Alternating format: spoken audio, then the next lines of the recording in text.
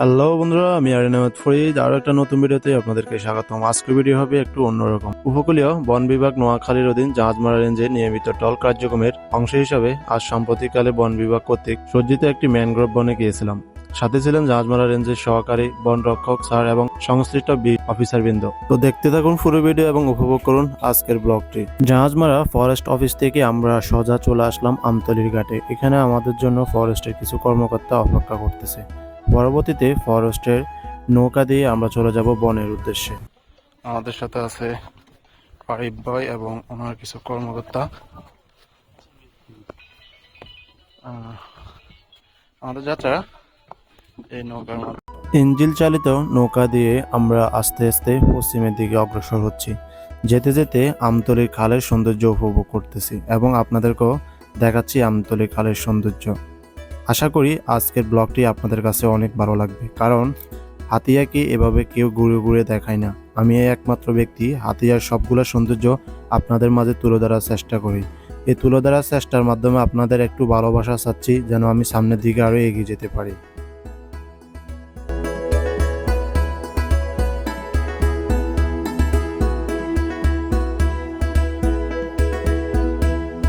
উল্লেখযোগ্য, বাংলাদেশ বিশ্বের সর্বপ্রথম সফল উপকূলীয় বনায়নকারী দেশ। উপকূলীয় জনগণের আরও অধিক সুরক্ষা প্রদানের জন্য বাংলাদেশ বন বিভাগ উপকূলীয় অঞ্চলে জেগে ওঠা নতুন চরের 60-এর দশক থেকে ম্যানগ্রোভ বন বনায়ন শুরু করে।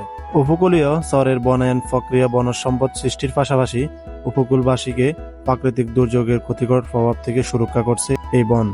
সাগর থেকে ভূমি জেগে ওঠা সহ দৃঢ়করণ প্রক্রিয়াকে ত্বরান্বিত করছে। জলবায়ু পরিবর্তনের সাথে সাথে অভিযোজন এবং এর নেতিবাচক প্রভাব পাশে ঘূর্ণিঝড় এবং জলোচ্ছ্বাসের প্রতিরোধ সবুজ বেষ্টনী হিসেবে কাজ করছে। সেই সাথে দেশের কার্বন মজুদ বৃদ্ধি পেয়েছে। উপকূলীয় বনায়ন বন্যপ্রাণীর অভয়াশ্রম ও মৎস্য সমূহের প্রজনন ক্ষেত্র তৈরি করছে। সর্বোপরি সবুজ বেষ্টনী হিসেবে উপকূলীয় বন পরোক্ষভাবে ঘূর্ণিঝড় এবং জলোচ্ছ্বাস সহ প্রাকৃতিক দুর্যোগের কারণে লক্ষ লক্ষ জীবন এবং সম্পদের বিপুল ক্ষয়ক্ষতির হাত থেকে বাঁচায়। এই লক্ষ্যে বন বিভাগ নিরলসভাবে কাজ করে যাচ্ছে।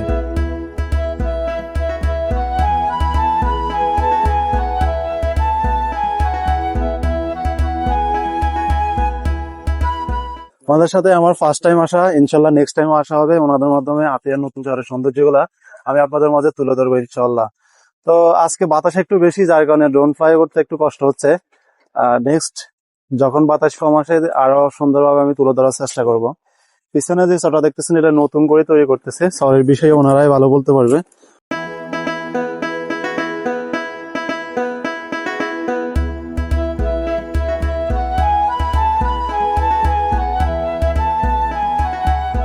যাত্রাপথে আমাদের নাস্তা শেষে আমাদের এখন গন্তব্যে ফেরার পালা। তো আমাদের সমুদ্রপথে অনেক আড্ডা দেওয়ার পরবর্তীতে আমাদের নৌকার নোঙর তুলে আমরা চলে যাব আমতলীর ঘাটে।